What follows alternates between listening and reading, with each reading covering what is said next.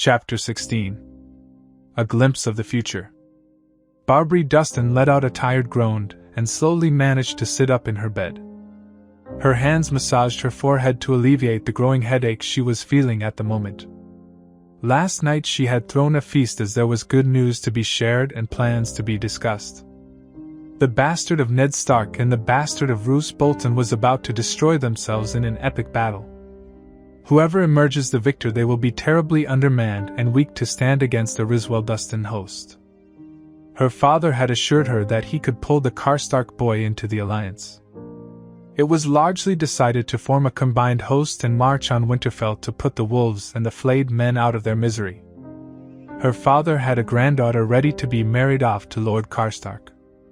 With the three great houses of the north joining hands, the rest of the houses will be forced to bend the knee, especially after this disastrous war. While this Jon Snow proved to be a miracle worker in the field of battle like his kingly brother, the lad will surely lose the battle when her trap was sprung. Her troops will be marching today itself straight through the King's Road. There was no point in concealing their movements, as she doubted the Starks or the Boltons would be expecting an attack. Anyway, she had to see the men off and would have some final words for her Riswell kin before they departed. With a sigh, she reluctantly got out of the bed and unlocked the door, or at least she tried to, but to no avail. The stupid door wouldn't open, so she banged on the door and called for the guards. She could hear the shuffling of feet, and that put her at ease. The door has got stuck lop. Use force or break it down if you have to. She called out to her usual guard that stood vigil outside her door. Instead of a response, she heard the locks click and the door swung open with a bang. It was not Lop that greeted her, but Lord Harwood Stout of Goldgrass. What is the meaning of this, Lord Stout? She screamed at him in anger at the audacity of the man to show himself into her room without her permission. For her efforts, she was promptly backhanded, and she fell on her back on the floor with shock written across her face. A trail of blood began to flow out of her mouth, making her blink back tears at the pain. You don't know how long I have been waiting to do that, bitch. You prance around this castle bitching about the Starks and your revenge against them ever since the rebellion. You sold out this land to the traitorous brood in Rills, and we watched on as you removed loyal men born in these lands to be replaced by spineless wimps from your family. That ends today, you bitch. Barrowton will be ruled by House Stout from now on, said Harwood Stout, immensely enjoying the shock on her face. You can't do this. My father, your father, is a spineless cunt, and your precious family have all met their end in the night, while you were sleeping. Ramsay Bolton is eager to meet you, bitch, and it will be my distinct pleasure to deliver you into his hands. If he is done in by the Starks, that's where you will be delivered, and I will personally expose your little plan to the wolves. Either way, House Stout will rise at your expense, bitch. Sherwood Stout smirked coldly at her before turning back to the hallway. Men, take this bitch and tie her to a horse. We ride for Winterfell in a slow pace. At the moment the Starks are winning, and by the looks of it, the bastard of Ned Stark is good in the field like King Robb. If we make it before the battle, we will strike a deal with the Starks, said Harwood Stout, and Barbary's eyes widened as the traitor's son Ronald Stout stepped in with a few guards.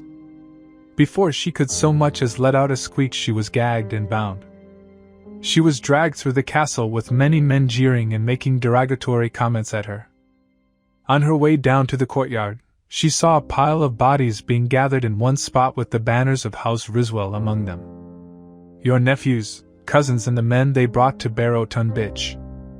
Take a good look at them, because they won't be getting up ever again, said Ronald Stout gleefully before shoving her forward and tied her up on a horse.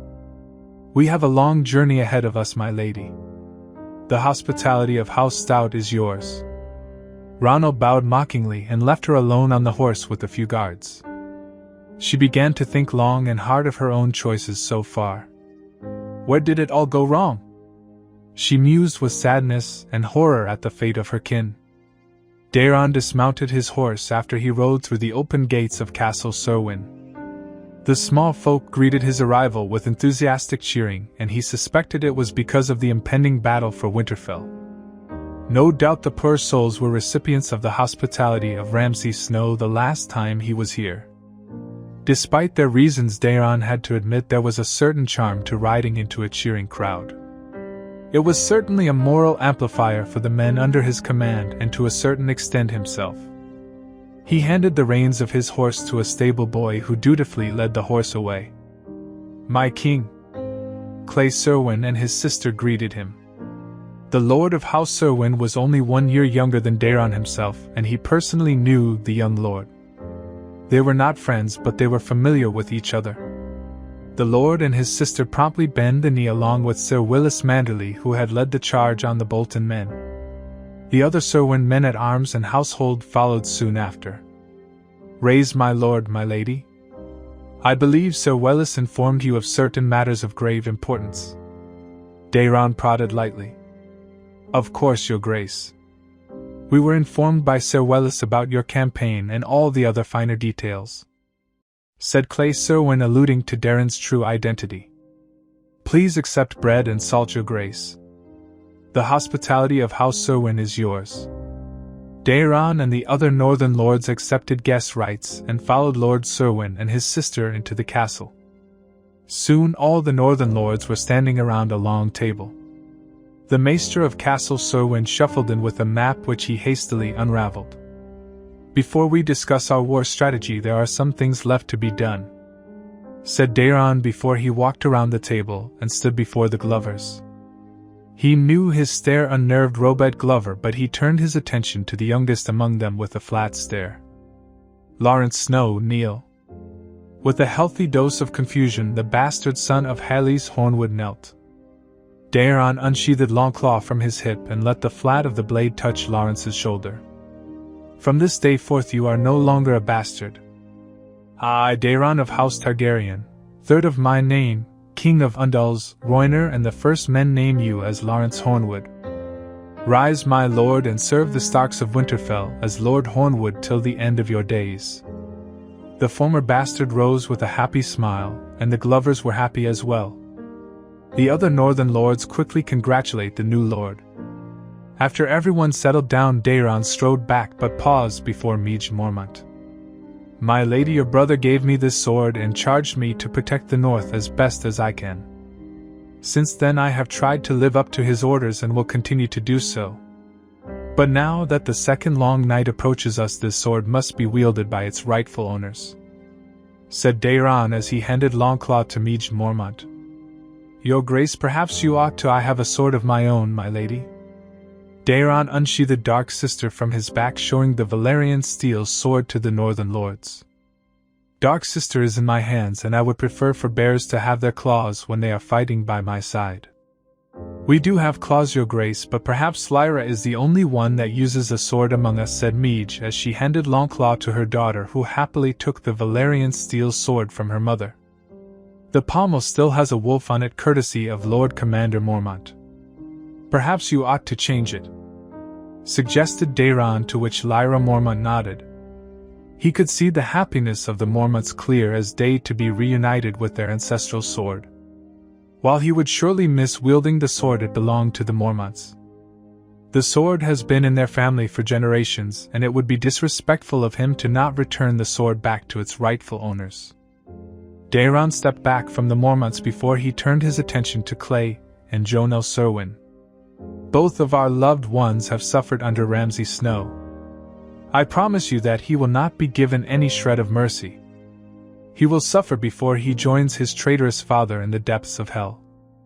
We would enjoy any suffering inflicted upon the bastard, your grace," said Jonel Serwyn, and her brother nodded along in agreement. "Aye, the bastard has inflicted too much suffering upon the north. He deserves to suffer before he dies," growled Willis Manderley. Daeron supposed the Manderleys also had a stake in Ramsay's fate, especially after Lady Hornwood's gruesome murder. "Too many things have gone wrong in the last few years, my lords. A whoremonger king brought death and ruin into the north with his arrival. I had hoped that by taking the Black I would spare the north from the wrath of Robert Baratheon. Looking back on it, if I had the chance again, I would have stayed in Winterfell and helped Robb. We may have been cousins, but Eddard Stark raised me as his own son, and Robb always called me brother. I would have been able to help him in any way I could in the war. If it wasn't for a few honorable friends in the Night's Watch, I would have ridden day and night to Robb's side after the Lannisters murdered my uncle. The hall was silent, listening to Daeron with rapt attention. I chose my personal honor and duty to the vows I swore at the wall over my own desire to shove a sword through Joffrey Waters' heart. Even when Stannis Baratheon offered to legitimize me and name me Warden of the North, I didn't break my vows. I don't regret that, as I was able to save the free folk from the Night King. I couldn't save as many as I imagined, but I tried and succeeded with the minimal resources I had. Then death released me from my vows, and here we are. Many here have lost family to the treachery of Boltons and Freys. There were a lot of muttered curses flying around in the hall. The enemies that we face have no shred of honor. They behave like a pack of leeches that suck the realm dry of its lifeblood. Till now we have conducted the war with honor. We have treated our prisoners with honor and fought our battles in the field as true men, but no more. When the filthy Lannisters and their vermin lapdogs at the crossing decided to break guests' rights, the honorable conduct of war was broken. From here on out there will be no shred of mercy for our foes, my lords, and I intend to start with the Boltons. I will use the same rule of war that Theon Stark waged on Andalos in retaliation for their raids. No quarter will be given and no souls will be spared. I am speaking of total extermination. His proclamation was greeted with some bloodthirsty smiles and troubled looks from the northern lords. My king, many in the Bolton army are just simple Northmen following orders of their lords. They don't have much of a choice other than to follow the bastard of Dreadfort, said Wellis Manderly cautiously. I agree with you, my lord. But I was talking about House Bolton and all the other noble houses that we are going to face in battle in the south. I will of course give some consideration to the Riverlands, as they have suffered enough. But I intend to replace the entire noble houses of Westerlands in the coming war. The same can be said for the Riswells and Dustons in the north. The Riswells are an old family that has betrayed the North Lord Glover. Have you forgotten the conspicuous absence of House Riswell and Dustin forces at the Red Wedding? They were also the first to declare for the Boltons. The king has the right of it to see those traitors brought to heel, said Clay Serwyn to the assembled lords. 8. Lord Serwyn speaks true. The Riswells ought to be punished, and the Westerlanders as well. But without those noble houses, the lands under their control will fall into disarray, my king. If not them, then who will take charge of those lands? Asked Howland Reed, which was exactly the kind of question Daeron was hoping someone would raise. With the opening he desired manifesting all on its own, he plunged in. I was hoping to fill the Westerlands with loyal Northmen and Riverlanders. The Riswells have also crossed the line with the actions of Barbary Dustin. Barrow Tun and the Rills will have new lords in the future. Daeron's suggestion was met with excited murmurs from the lords, who were more than happy with the prospect of more lands to their houses. My king, that would mean a full campaign against the lords of Westerlands. Even the Conqueror has not done what you are proposing, said Edric Mallister cautiously. Indeed, and that was the mistake of Aegon I. From Golden Tooth to Crakehall I intend to uproot all the great houses of Westerlands. I do expect the lords of the north to bring forth their cousins and spare sons to my attention. Perhaps I might even do the same to Crownlands. I need good Northmen to bring some much-needed stability in the south.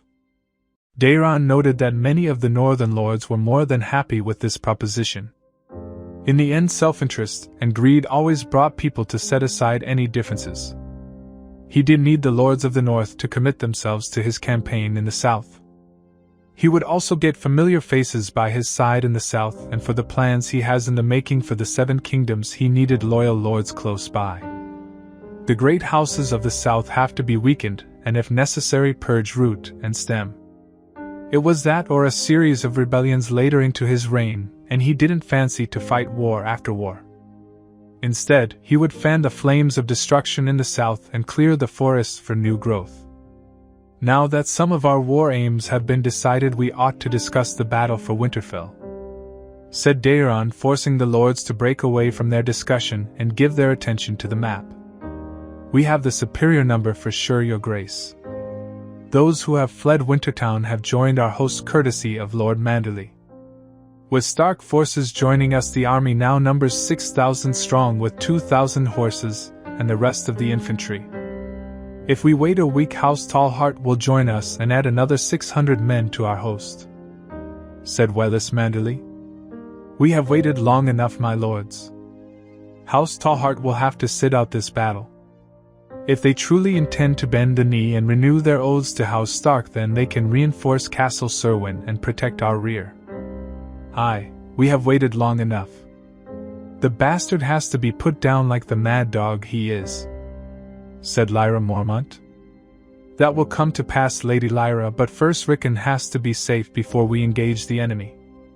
I have several plans regarding that, and I will enact them when Ramsay uses my cousin as leverage. At this point, that is the only advantage he have over me." Daeron paused before turning to address Robert Glover. "Lord Glover, you will be commanding the left flank of our army with 1,000 horses and 2,000 men." "Of course, your grace." Then he turned to Lord Wyllis Manderley. "Lord Manderley will take command of the right flank with 1,500 horses and 2,000 men." Daeron then turned to Edric Mallister and moved closer to the Rivellanden Knight. "You have command of 50 horses, Sir Edric, and you will be at the center. You are charged with securing Rickon Stark. Lord Howland will be in charge of the scouts, as we can expect sabotage now that Ramsay would surely know of our position. I will immediately scout out Wintertown, your grace. We will have to move through the town, and it's a perfect spot for ambushing our army," said Lord Howland, making Daeron nod at the Lord of Greywater Watch. "Your grace, my father will keep us well provisioned through the White Knife, and he informs that the men have returned from the Fingers completing their task," said Wyllis Good. "It seems the old gods are smiling upon us with fortune, my lords. Let's make sure that the gods old and new keep that favor for us by destroying the bastard of Dreadfort and return Winterfell to the Starks. We move in a fortnight, my lords. Winterfell awaits, and so does justice and vengeance." Later that night, Daeron was preparing to get some shut-eye, but he was rudely interrupted by the consistent knocking on the door to his room which Lord Serwyn had graciously loaned him. Opening the door, he came face to face Lyra Mormont and 2 frantic-looking guards. "We tried to stop her, your grace, but I threatened to cut their balls off. I need to speak with you, your grace. The matter is most urgent," said Lyra Mormont. He reluctantly invited her into his room and gave her a chair to sit after he took a seat opposite to her. "What is this?" Lyra asked as she threw a piece of cloth which Daeron caught in his hands. Looking over it, he saw that it was his personal banner. "This is my personal banner." "What's the matter?" "I feared as much." "That will not be your personal banner." "What?" "Whoever came up with that, I don't want to meet them. I have a better banner for you to use in your campaign." "What's wrong with this one?" he asked in exasperation. "If you can't see what's wrong, then I truly dread your reign. Use this and burn that abhorrent banner." With that said, Lyra handed over a banner she made to Daeron. Looking over that banner, he furrowed his brows. "I still think this one is better," said Daeron with a huff, even though he reluctantly admitted in his thoughts that the new banner was better. A black field with a red cross. On each of the quadrants, a white wolf and a 3-headed dragon were stitched on alternatively. "Just admit it that this banner is better and use it. I leave the decision in your capable hands, Dragon King." Lyra bowed and left him to his own devices. Maybe this one is better,"